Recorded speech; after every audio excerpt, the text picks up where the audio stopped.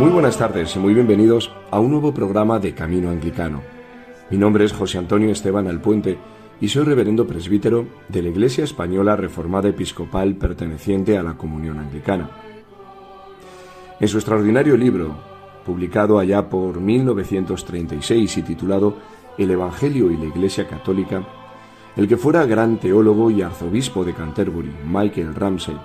afirmaba que la Iglesia no es solamente una institución visible o una organización histórica, sino una realidad profundamente teológica arraigada en el misterio mismo de la muerte y resurrección de Jesucristo. Para el arzobispo Ramsey, la Iglesia nacía del Evangelio y existe para proclamarlo, vivirlo y encarnarlo en el mundo. Aunque escrito hace ya muchas décadas, este libro continúa siendo un referente esencial para comprender la identidad anglicana, su vocación ecuménica, su fidelidad a la tradición apostólica y su enraizamiento firme en las Sagradas Escrituras, en la Palabra de Dios. En sus páginas encontramos una visión de la Iglesia que integra la Escritura, la tradición y la misión, ofreciendo una comprensión rica y equilibrada de lo que significa ser la Iglesia hoy. Pues bien, si deseas profundizar en qué es la Iglesia, la luz de la identidad y la reflexión teológica anglicana, siempre fundamentada en las Sagradas Escrituras, en la Palabra de Dios y en continuidad con la fe histórica, te invito a que me acompañes aquí, hoy, en Camino Anglicano. Comenzamos.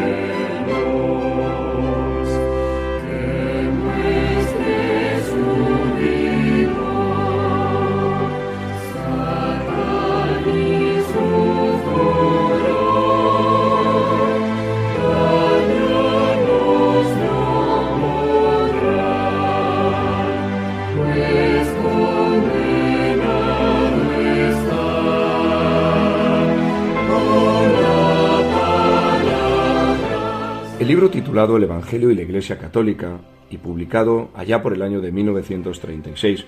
por el que fuera el arzobispo de Canterbury, el doctor Arthur Michael Ramsey. Está formado por más de 300 páginas, y debo decir ya desde el principio que el libro del arzobispo de Ramsey muestra a mi juicio una de las más extraordinarias, contundentes y claras afirmaciones de lo que es la Iglesia anglicana, lo cual le convierte en un libro imprescindible para todo aquel que quiera adentrarse, tanto desde un punto de vista académico como espiritual, a la realidad e identidad anglicana.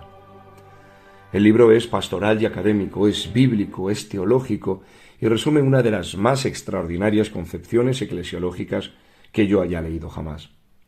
Para mí este libro del arzobispo Ramsey es una especie de declaración de doctrina sobre lo que la Iglesia es y sobre lo que en virtud del Evangelio, de la cual nace, está llamada a hacer. Una Iglesia que en su versión católica la definiríamos como la dádiva de Dios al hombre, constituida por el orden exterior y la continuidad, así como por la validez de su ministerio y sacramentos. Una Iglesia que en su versión evangélica consideraría que el don divino no reside en la institución misma, sino en la palabra de Dios y en la justificación por la fe en Cristo Jesús. Pues bien, ambas afirmaciones para el arzobispo Ramsey son tan genuinamente verdaderas como incompletas, ya que ambas afirmaciones no son sino que dos aspectos de una misma realidad, la realidad de que el don divino se encuentra en el Evangelio de Jesucristo, del cual la Iglesia se muestra como uno de sus frutos. Es por lo que la Iglesia, su doctrina y su estructura deben verse y vivirse, en palabras de Ramsey, en términos del Evangelio de Cristo, crucificado y resucitado. En la primera parte del libro, la que se corresponde con los capítulos del 1 al 9, el obispo Ramsey aborda tanto el origen y el ser de la Iglesia como sus manifestaciones externas, tales como la unidad, el orden y sus formas de adoración litúrgica.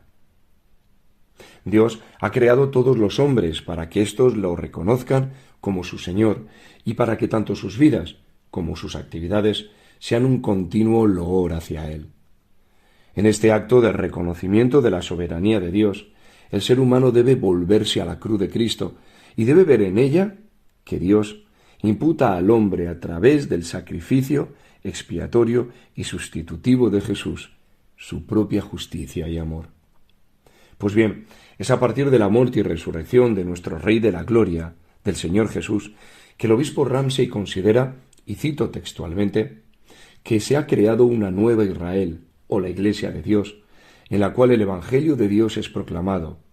siendo el propósito de Dios unir la humanidad por mediación de un pueblo. Una iglesia que estaría formada, tal y como se deriva de la lectura de Gálatas, capítulo 3 y versículo 28, por judíos y gentiles, por hombres y mujeres, por esclavos y por libres.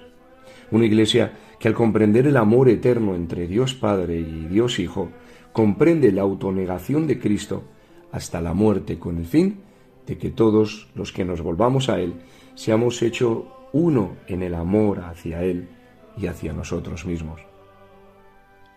En definitiva, para el arzobispo Ramsay, la muerte del Señor nos ha mostrado la unidad, la muerte a nuestro ego, a nuestras limitaciones, a nuestro egoísmo, a nuestros deseos, primero en Cristo y luego en los discípulos. Ello es el fundamento y la esencia de la misma Iglesia. Una unidad que es coinonía, es decir, una unidad en pensamiento, en mente y en repartición de bienes, y de una vida que no es suya, sino que es del mismo Jesús. En definitiva, un cuerpo, un soma, en palabras de Pablo, por utilizar esta expresión griega. El propio San Pablo llamará a la Iglesia el soma tu Christou, es decir, el cuerpo de Cristo. En palabras de Ramsay, este cuerpo de Cristo es la misma Iglesia, en el sentido de que sus partes, es decir, los creyentes, dependen de la totalidad, que es el mismo Señor Jesús. Por lo tanto, el cristianismo no sería la unión de personas separadas que se unen para formar una iglesia, ya que creer en Cristo significa creer en uno cuyo cuerpo es parte de sí mismo y cuyo pueblo es su propia humanidad. De la misma manera, el crecimiento espiritual del cristiano implicaría el crecimiento del cuerpo de la Iglesia, de la cual él es una de sus piedras vivas. El cristiano conoce a Cristo en el seno de la Iglesia, de su cuerpo, y crece espiritualmente, haciendo crecer al mismo tiempo a la Iglesia, de la cual él es parte. La Iglesia, el cuerpo de Cristo, el cuerpo del Señor, es el lugar donde la soberanía de Dios es conocida, declarada, y donde Dios reconcilia precisamente al mundo entero. Derivado de todo ello, el obispo Ramsay aborda el tema de la unidad de la Iglesia. La unidad de la Iglesia implicaría para nuestro autor su apostolidad, es decir, el ser enviada por el Señor Jesús para proclamar y vivir las buenas nuevas que ha recibido. Y es católica, universal, en la medida en que vive la vida de todas sus partes que constituyen esta totalidad. En este sentido, para el obispo Ramsay, la santidad de la Iglesia implicaría vivir la muerte y la resurrección del Señor como la muerte a nuestras limitaciones, a nuestros errores, al pecado, y la resurrección a una vida de esperanza en la presencia de Dios. En este sentido, el obispo Ramsay realiza una de las afirmaciones más hermosas, bellas y esperanzadoras que se recogen en el libro, al declarar que cuando creemos en la Iglesia, que es una, santa, católica y apostólica,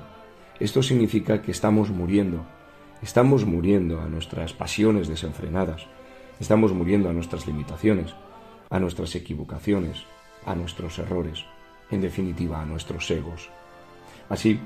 la naturaleza y significado de la unidad de la Iglesia se basaría en que cada uno de sus miembros compartirían y vivirían la verdad acerca de Jesús, una unidad que es intelectual, que es doctrinal, que es experiencial y vital, y que hace, y cito literalmente, que las tristezas de un cristiano en un lugar puedan resultar en extremo transformadoras para los cristianos en otro. De esta forma, la unidad de la Iglesia se visibilizaría de tres maneras. En primer lugar, como una totalidad que precede a sus partes, como el pueblo que está unido a los eventos históricos del Jesús que se ha encarnado y que va más allá de dichos eventos, al vivir la vida eterna que ya Dios le ha dado. Así, por poner dos ejemplos, el obispo Ramsey habla del bautismo y de la Eucaristía como la participación en la muerte y la resurrección de Cristo y en un solo cuerpo, tal y como se deriva, por ejemplo, de la lectura de Romanos 6 o de la primera carta a los Corintios, del capítulo 12, versículo 13, o de la primera carta a los Corintios, capítulo 11, y versículo 26.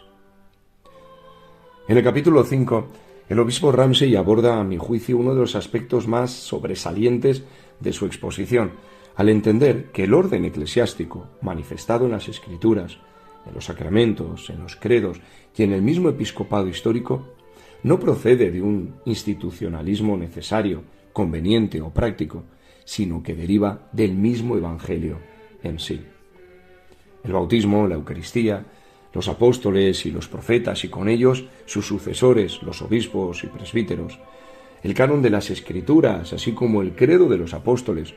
o el precioso credo niceno-constantinopolitano que rezamos todos los domingos precisamente en la liturgia de la Cena del Señor, son a juicio de Ramsey, y no puedo estar más de acuerdo con ello, señales externas de la Iglesia, ya que el Evangelio las creó y es en el Evangelio que ellas encuentran su significado y su sentido más genuino. En este sentido, nuestro autor afirma que cuando todas estas señales son usadas separadamente y se pretende que por sí solas muestren la realidad y ser del Evangelio, lejos de afirmarlo, lo que están haciendo es negarlo. Un ejemplo en este sentido sería el de enfatizar de forma absoluta la presencia de Cristo en la Eucaristía, a la vez que se interese poco por la presencia del Señor en cada una de las personas bautizadas. Usar los credos como definiciones escolásticas que ignorasen su relación íntima con la Eucaristía y con las Sagradas Escrituras, o reverenciar las Sagradas Escrituras al margen de la labor pastoral del ministro que las expone y que las predica con pasión. Vinculado a todo ello, el obispo Ramsey habla de cómo los padres de la Iglesia afirmaron la necesidad de visibilizar la unidad de la Iglesia y el orden eclesiástico derivado del Evangelio en la figura del obispo. Y esto no porque el obispo tenga una grandeza de suyo propia, sino porque representa la dependencia que los cristianos tienen con respecto al cuerpo de la Iglesia. Aquí el obispo Ramsey da la sensación de abrir la función del episcopado a alguien más que a una persona sola, ya que lo que determinaría el ser del episcopado no sería quién lo ocupase, sino las funciones que desempeñe. El obispo sería símbolo de la unidad, continuación de la esencia cristiana y de la enseñanza cristiana en cada sede episcopal, o desempeño de las funciones de predicación y de gobierno. Es por esto por lo que a mi juicio cabría la posibilidad incluso de que el episcopado fuese desempeñado no solo por una persona, sino por varias, y pasar, por lo tanto, de un episcopado unipersonal a uno colectivo. Es en este sentido que el obispo, tanto desde el punto de vista unipersonal como colectivo, ejercería una suerte, entre comillas, de paternidad en Cristo, al ser depositario y transmisor de todas estas verdades y funciones, entre las cuales el ser el nexo de relación entre todos los miembros de la Iglesia con sus elementos presbiteriales y congregacionales es lo que le daría su fundamento y su legitimación. La adoración y la Eucaristía tienen lugar en el seno de la Iglesia, del cuerpo del Señor Jesús.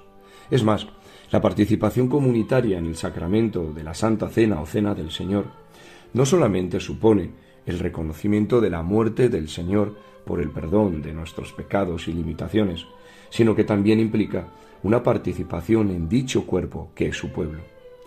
Las palabras pronunciadas por el diácono en el rito litúrgico siríaco, cosas santas para el pueblo santo, reflejan la unidad del pueblo de Dios y el carácter sacerdotal del mismo. idea que por cierto está muy alejada de la concepción medieval que identificaba al sacerdote como un alter Christus, separándolo por lo tanto del resto de las piedras vivas del cuerpo, esto es, del resto de los fieles. La celebración eucarística sería por lo tanto el lugar y el espacio privilegiado donde todo el cuerpo de Cristo manifestaría y visibilizaría su unión, en el cual todas las oraciones y todos los loores dirigidos a Dios vienen a centrarse. En la Eucaristía se recuerda y se actualiza en los corazones de los creyentes que Cristo murió por nosotros, que realizó un sacrificio sustitutorio por el cual la paga del pecado, que es la muerte eterna, no se nos imputaría a los seres humanos cuando nosotros creemos en Cristo y cuando iniciamos una relación de amor y de obediencia a Él. En la Eucaristía, el pan y el vino proclamarían que Dios es creador. La bendición y el partimiento del pan manifestarían que Él nos ha redimido y que todas las cosas, y cito literalmente, encuentran su significado y unidad en la muerte y en la resurrección del Cristo que las hizo todas. Así, queridos hermanos y amigos de Radio Anglicana, la Iglesia, y esta sería la síntesis del capítulo 9, estaría llamada a proclamar la verdad y la sabiduría de Dios. Una verdad que en palabras del gran teólogo Karl Barth, y que el obispo Ramsey reproduce, y cito textualmente, no es lo que pensamos y decimos, sino lo que Dios ha hecho, hará y está haciendo. Una verdad que comunica la redención de la humanidad que ha sido llevada a cabo por Dios en su Hijo Jesús. Una verdad que los seres humanos aprendemos mediante el arrepentimiento de nuestros errores y limitaciones, así como a través de nuestras capacidades intelectuales y sentimentales. Una verdad que proclama que el verdadero conocimiento de Cristo radica en su amor y obediencia a Él. Una verdad que anuncia que la sabiduría de Dios es aprendida cuando los hombres son conducidos a la crisis de su arrepentimiento y al conocimiento de sus limitaciones, de su ego y al conocimiento de Dios. En consecuencia, la obra de la Iglesia sería razonar, interpretar y enseñar las buenas nuevas que el Señor Jesús ha derramado sobre ella. Una autoridad que no procede de ella misma, sino que procede del mismo Cristo Jesús. Una verdad que encuentra en el Evangelio, del cual dan cuenta las Escrituras, el ser y fundamento de la Iglesia. Esto no quita que la Iglesia se pueda ver enriquecida, como de hecho ha ocurrido a lo largo de la historia, por toda suerte de metodologías y escuelas de pensamiento. Pero si la Iglesia cediese el dominio de alguno de ellos, a juicio de Ramsey, limitaría su autoridad, dañaría su universalismo y se ligaría demasiado al espíritu de una época presente para poder atestiguar el Evangelio que a su vez escandaliza y se vale del pensamiento de cada época. Como conclusión, diría, queridos amigos y hermanos de Radio Anglicana, que la esencia del libro del Evangelio y la Iglesia Católica del obispo Ramsey tiene como finalidad la de definir y constatar en qué consiste la esencia del universalismo que la Iglesia predica. Este universalismo, como digo, no puede ser identificado con una sola denominación eclesial en la medida en que esta denominación no integre y represente a todos los miembros que formamos parte del cuerpo de Cristo. La Iglesia es universal porque está constituida por todos aquellos que han sido redimidos por el Señor y que ponen sus vidas, sus actos y sus esperanzas en Cristo Jesús. Una cruz que señala la muerte y resurrección de nuestro Señor, una muerte y resurrección de las cuales nació la Iglesia como cuerpo místico de creyentes que, viviendo de nuestro Señor y para nuestro Señor Jesús, está llamada a proclamar y a vivir las buenas nuevas del Evangelio, que tal y como se recogen en el Evangelio de Juan, en el capítulo 3 y en el versículo 16, consisten en creer que de tal manera amó Dios al mundo que ha dado a su Hijo unigénito para que todo aquel que en Él cree no se pierda, sino que tenga vida, vida eterna, vida en abundancia. Pues bien, queridos amigos y radio oyentes de Radio Anglicana, llegamos al final de nuestro programa de hoy. Como siempre, quisiera mandar un saludo muy afectuoso al reverendo Noel, reverendo presbítero de la Iglesia de Zaragoza y director precisamente de Radio Anglicana, y también a nuestro obispo, reverendísimo Carlos López Lozano, por su cuidado pastoral y por su amor precisamente a todos nosotros. Queridos amigos y radio oyentes de Radio Anglicana, os envío un fortísimo abrazo en el amor del Señor y os deseo las mayores de las bendiciones a lo largo de toda esta semana. Si Dios quiere, nos vemos aquí nuevamente en el próximo programa de Camino Anglicano. Un muy fuerte abrazo en el amor del Señor Jesús.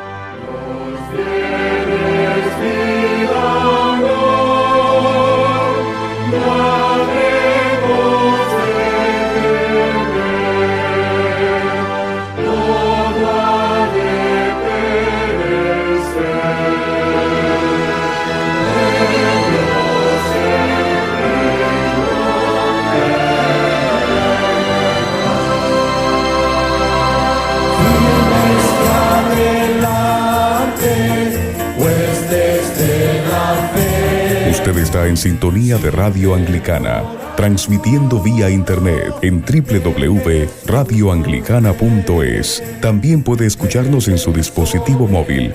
descargando nuestra aplicación para Android e iOS. Radio Anglicana, la voz de la Iglesia.